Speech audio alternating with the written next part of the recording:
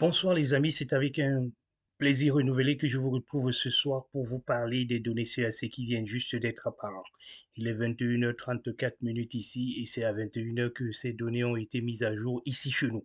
Mais chez vous, ils portent bien la date du 11 février de l'année 2023. Donc, ces données CAC sont beaucoup plus réservées à ceux qui sont de l'autre côté du monde.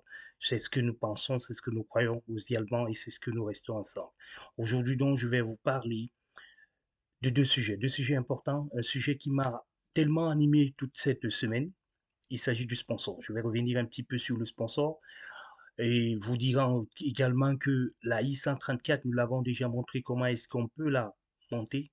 Il y a une vidéo, je crois que c'est la quatrième ou la cinquième vidéo qui parle de la I-134. Il faudra essayer de la regarder pour tous ceux qui voudraient monter leur I-134, voir un petit peu ce qu'il y a lieu de savoir. Sachez également que nous allons donner ici, tout au long de cette vidéo, les différents documents que le sponsor doit mettre à votre disposition. Qu'est-ce que c'est que le sponsor? Quels sont les risques de sponsoring? Parce que nous avons eu beaucoup de demandes concernant les sponsors et beaucoup de personnes ne savent pas qu'est-ce que c'est que le sponsor, qu'est-ce que la Green Keyboard Company propose par rapport au palliatif de cette question. Nous allons en revenir également sur ça, mais avant cela, nous voulons d'abord parler des données CAC, comme d'habitude, comme je vous l'ai promis que nous allons avoir une vidéo qui sera consacrée à elle et on va vers la fin de cette vidéo, nous allons également parler des données, je vais dire du sponsor, le sponsoring qui ne concerne pas tous les pays, mais les pays qui sont concernés par le sponsor et ceux qui ne sont pas également, sachez que si vous avez la possibilité de pouvoir avoir ce document, c'est un plus dans vos documents. Tout de suite donc, commençons par les données sur AC.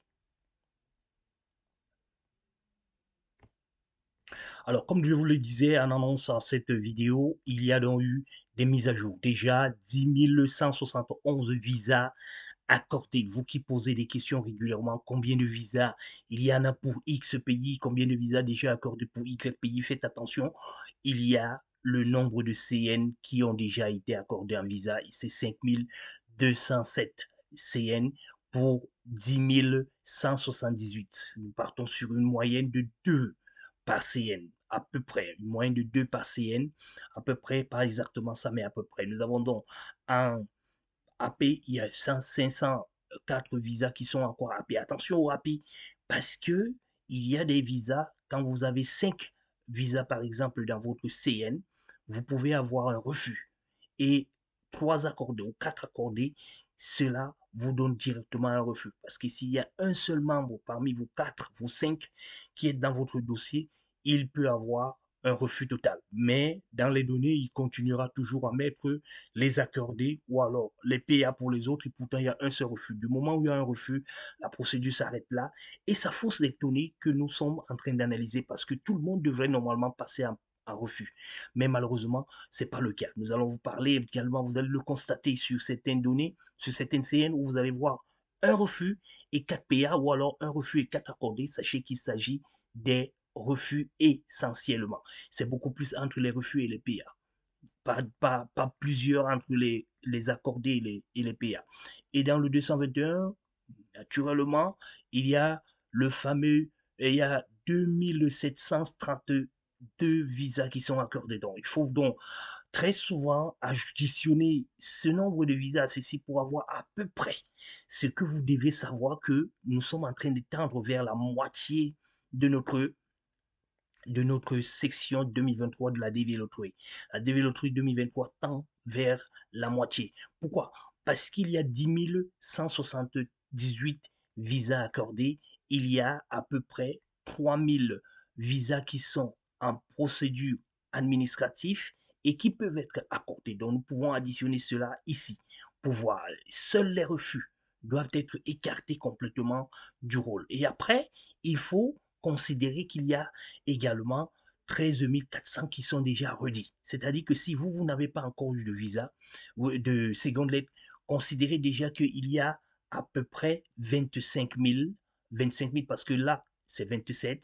Si nous enlevons tout simplement les refus qui sont de 700, nous allons nous retrouver à peu près à 25 000 visas qui sont déjà prêts à être accordés. Ça voudrait dire que nous tendons vers la moitié de la DV. Vous comprenez un petit peu, quand je parle de la moitié de la DV, il faut le comprendre ainsi.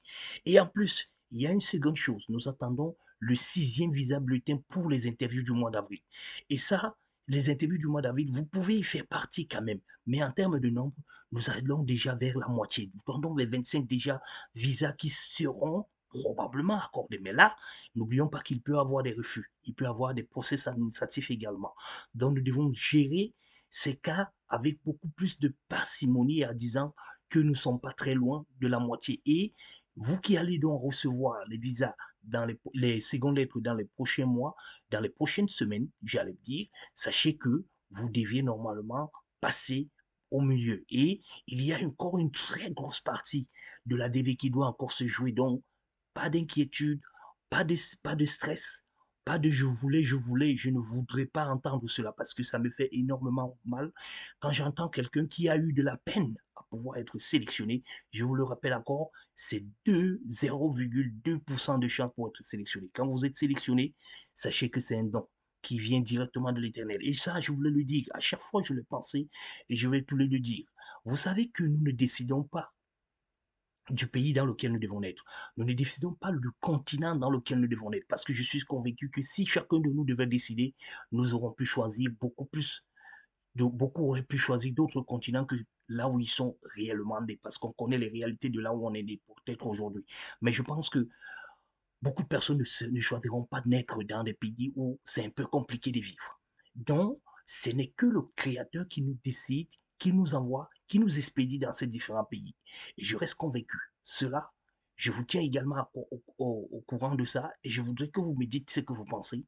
Je pense également que l'immigration également est destinée, est décidée par le Dieu Tout-Puissant. C'est lui seul qui est capable de pouvoir dire vous pouvez passer. C'est pour ça que la Group Support Company est accrochée derrière une pensée divine et cette pensée divine ferme les portes à tous ceux qui ne sont pas capables de pouvoir y accéder. Vous ne pouvez pas savoir pourquoi, mais il peut y avoir un manque de moyens, il peut y avoir un manque de motivation, il peut y avoir un manque de volonté, il peut y avoir une certaine raillerie que vous voulez avoir vis-à-vis de nous.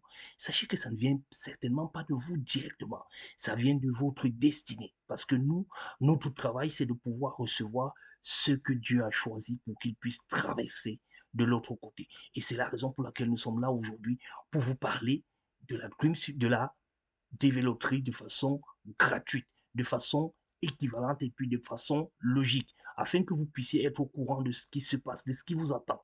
Nous voulons donc par là dire également que les visas bulletins sortiront la semaine prochaine et certainement vers le 10, vers le 20, j'allais dire, vous aurez certainement les secondes lettres qui vont également tomber. Et ces secondes lettres viendront certainement vous donner la possibilité de pouvoir passer votre interview. N'oublions pas, pour le Sénégal, ça sera certainement un petit peu reporté. Et n'oubliez pas également que pour certains pays comme le Togo, nous sommes en train de penser qu'il y aura un boom à ce niveau-là. C'est pour ça que nous pensons encore que, au niveau de l'Angola, c'est un peu disparate parce qu'il y a eu les toutes dernières lettres qui ont été envoyées. Par exemple, une dernière lettre a été envoyée le 10 février et cette lettre-là, elle concernait l'Angola et une autre ambassade que nous n'avons peut-être pas encore retenue. Mais sachez tout simplement que tout le monde passera. Si vous avez bien suivi votre dossier, si vous avez soumis à temps votre dossier, sachez que vous n'avez pas d'inquiétude à vous faire. Ceux qui ont des inquiétudes à faire, ce sont les grands CN qui n'ont pas soumis très tôt leur visa. C'est eux qui risqueront un petit peu gros. Mais tous ceux qui sont grands CN avec soumission tôt, ceux qui sont petits CN et soumission tôt, ne vous inquiétez pas, vous allez tous passer, quelle que soit votre origine, quelle que soit votre région, vous allez passer votre entretien. L'Algérie, vous m'avez demandé d'en parler.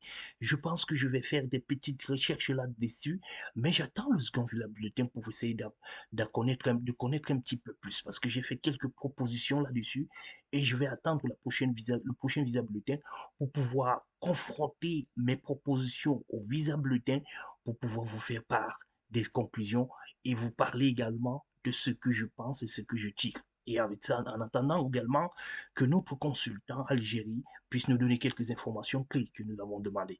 Restez donc connectés dans la chaîne parce que nous allons vous apporter du meilleur. Nous allons vous apporter du repos. Voilà, du repos, c'est ça le terme efficace que vous devez savoir. Nous allons vous apporter le repos dans les prochains jours, dans les prochaines semaines, afin que vous puissiez comprendre ce qui nous attend dans les prochains jours en ce qui concerne la développerie. Sachez donc que nos programmes, les voici. Nous aurons donc dans les jours à venir le visa bulletin qui va apparaître dans les jours à venir, certainement vers la fin de la semaine prochaine. Et immédiatement, nous aurons les secondes lettres qui vont apparaître aux alentours du 20. Le 23, peut-être, nous aurons des lettres au plus tard. Nous aurons certainement les lettres qui vont commencer à apparaître. N'hésitez pas de venir nous informer dans les commentaires ou alors directement à partir de nous, nous disant si vous avez reçu votre seconde lettre et dans quel pays vous vous situez pour que nous puissions d'orienter et de comprendre un petit peu comment est-ce que ça marche. Parce que vous le savez, si vous n'existez pas, nous n'allons pas exister. Si vous ne nous donnez pas l'information, nous ne l'aurons pas parce que nous ne sommes pas à l'attente des secondes lettres. Nous sommes à l'attente des informations, de vos informations pour pouvoir faire une analyse et pour pouvoir vous apporter une visibilité beaucoup plus profonde sur ce qui vous attend. Voilà les questions que vous devez savoir et que vous devez pouvoir poursuivre dans les jours à venir. Sachez donc que la DV 2023 tend déjà vers la moitié, pas la fin, mais la moitié. Nous allons donc continuer à comprendre, à essayer de comprendre un petit peu ce qui nous attend dans les prochains jours pour que nous puissions planifier. Et ce visa bulletin est très important parce qu'il va nous permettre de savoir si le bon que nous avons prévu va être amélioré ou alors si la moyenne, le minima va également être prévu et pourquoi pas commencer à prévoir le curé. Et nous allons revenir pour vous expliquer de façon plus concise, plus cruciale, ce que c'est que le curé. Nous attendons donc les informations venant des uns et des autres afin que nous puissions vous donner les informations telles que vous attendez, telles que vous le voulez. Restez donc connectés dans la chaîne, les amis. Sachez que les données CEAC sont là pour pouvoir nous permettre de pouvoir analyser. Nous n'allons pas analyser de façon individuelle les visas aujourd'hui ou alors les questions aujourd'hui parce que nous avons ce tableau ici qui a été donné ici. Nous avons déjà vu le nombre de visas, c'est ça qui est plus important. Vous savez déjà comment on fait par pays pour pouvoir visiter, pour pouvoir voir. Mais sachez qu'il n'y a pas assez de in transit. Il n'y en a pas assez. Le plus grand nombre d'in transit se trouve en Europe et ce sont les Européens parce que eux, leur système n'est pas carrément le même que celui de l'Afrique. C'est pour ça qu'il faut vraiment s'appuyer sur ce genre d'informations pour pouvoir prévoir, pour pouvoir orienter un petit peu les questions et les informations venant de votre région. Voilà donc les informations que j'ai voulu vous donner en ce qui concerne ces données sur AC, que nous n'avons peut-être pas besoin de pouvoir commenter encore plus, de rentrer pour faire une particularité par ambassade. Nous avons fait une généralité dans toutes les régions pour que vous compreniez que ce qui vous attend dans les prochains jours est le cas. Vous pouvez également constater que au niveau de l'Afrique, il n'y a que 3356 visas qui ont été accordés. Vous qui aimez bien, quand on parle des chiffres, au niveau de l'Europe, c'est 4700. Vous comprenez très bien que l'Europe carocole en début, comme d'habitude, comme dans les précédentes visas, je vais dire DV, c'est toujours l'Europe qui mène toujours le peloton depuis je peux dire les 5 dernières années, c'est toujours l'Europe qui mène devant. Mais vers la fin, l'Afrique fait souvent un très grand bond. Donc ne vous inquiétez pas les amis, c'est l'Afrique qui a le plus grand nombre de représentants dans la développerie jusqu'à ce jour. Et que ce grand bond va être fait encore, encore, encore et encore. Donc restez connectés et regardez très bien qu'en Afrique, il y a jusqu'à 5004 visas, 04, 044, j'allais dire 5044 redits qui sont prêts à pouvoir recevoir leur visa, qui vont certainement passer leur entretien dans les jours à venir. En Europe, c'est plutôt 4700. Vous comprenez donc que quand il n'y a pas trop de visas accordés, il y a quand même beaucoup qui sont en redit, qui vont certainement passer dans les jours à venir. Malheureusement, il y a encore plus de refus du côté Afrique, qui n'est pas très mauvais, parce que je vous dis très bien qu'il faut toujours se pencher sur les PA simples, parce que les PA de 221, il s'agit plutôt des informations retenues par le consul, mais qui peuvent rapidement changer de camp du jour au lendemain. C'est pour ça que nous n'allons pas nous appuyer longtemps sur ce cas-là. Il y a encore 311 refus en Afrique avec 228 en Europe. Vous comprenez très bien que les choses se précisent et puis les choses sont à prendre avec beaucoup de précédents. Et au niveau de l'Asie également, il y a jusqu'à 159 refus. C'est important. Parce que quand vous voyez ce nombre-là, vous comprenez quand même que c'est un nombre important de visas. Mais parmi tout cela, c'est l'Afrique, parce que l'Afrique a jusqu'à 157 cases qui ont été, 148 cases qui ont été refusées, pendant que en Asie, ce n'est que 63. Ça veut dire qu'il y a beaucoup qui sont mariés de ce côté-là. Et en Europe, ce n'est que 78. 78 CN pour 228 CN refusés. Et ça, c'est la plupart des immigrés qui décident de passer leur interview en Afrique. Un dernier conseil pour finir avec cette partie, si vous êtes sélectionné, ça, je m'adresse au devis 2024. Si vous êtes sélectionné à la développerie, les amis, et que vous êtes à l'étranger, rassurez-vous que vous allez remplir votre devis pour passer votre interview dans votre pays d'origine. Attention, il faut vous rassurer que vous avez un petit CN ou alors vous avez un grand CN et que vous avez soumis très tôt votre DS. Si vous l'avez fait et que les inscriptions se sont bien déroulées et que vous avez pris la Green Support Company comme accompagnateur pour qu'on vous guide dans ce domaine-là, revenez dans votre pays pour que vous puissiez passer votre interview parce que dans votre pays, ça va se passer plus facilement. Parce que la plupart de ceux qui échouent en Europe là, ce ne sont pas les Européens, mais ce sont les étrangers qui étaient plutôt dans des pays tels que la Russie, l'Ukraine, et qui se sont retrouvés dans les pays autres où il n'y a pas de guerre, où tout se passe très très très bien. Et à ce niveau-là, qu'est-ce qui se passe donc? Et c'est parce que quand vous arrivez et que vous n'avez pas les documents, que vous n'avez pas le droit de sol, que vous n'avez pas le droit d'y être, vous avez catégoriquement un refus. Ou alors que vous n'avez pas le casier judiciaire, vous avez catégoriquement un refus. C'est la raison pour laquelle nous revenons ici aujourd'hui pour vous dire, les amis, soyez donc confiants pour ce qui vous attend dans les jours à venir.